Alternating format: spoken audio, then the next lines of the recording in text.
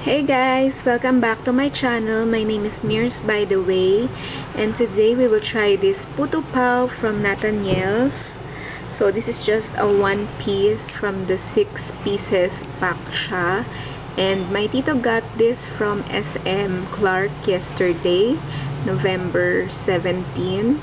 And I think the one pack is, as what I remember, is I think around 120 to 150 I think, and one piece cost about 40 pesos as he said. So anyways, let's try this and let's have a taste test. And sorry kung medyo magulong ating vlog today. Ayan, so I'll just show myself and pagpasensya nyo na yung face ko, guys. Ayan. So meron po siyang sauce, but I did not bring the sauce anymore kasi kahit wala siyang sauce, masarap na siya. Okay, taste test guys. So amoy puto po siya. And ganito po siya. This one is chicken flavor with itlog na maalat sa taas. Yan.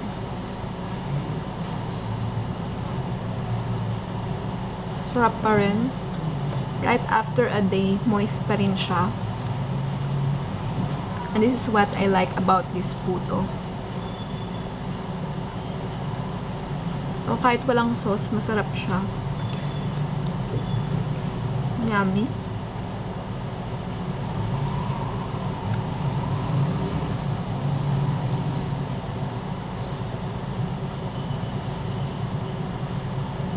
Sarap guys. Dumidikit lang sa ngipin ko. But this one, I think perfect siya sa coffee.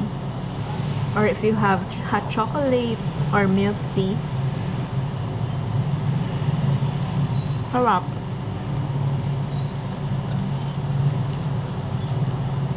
Love it. Dinidikit na sa ngipin ko.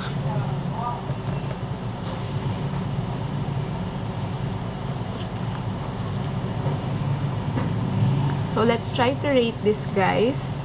Kung sa cost niya, since affordable naman siya, and hindi ka naman magsisisi when you buy this, I'll give it a 5 star. And sa taste niya, since ako nasarapan talaga ako from the first time na natikman ko siya, I'll give it also a 5 star.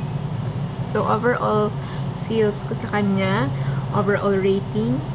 And yun nga pala, sa packaging din, isama na rin natin. Sige, I'll give it a 5.2.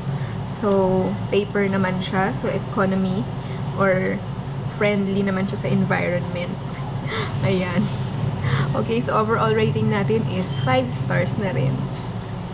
So, ayun guys. If you like this vid, please give this vid a thumbs up sign or a heart sign or a like sign. And please share to your friends kung sinong mahilig dito sa Nathaniel's Puto Pao.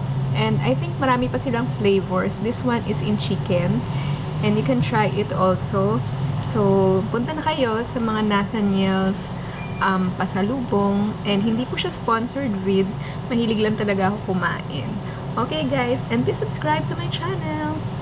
Bye! Yes, Puto Pao forever. Love it. Bye guys!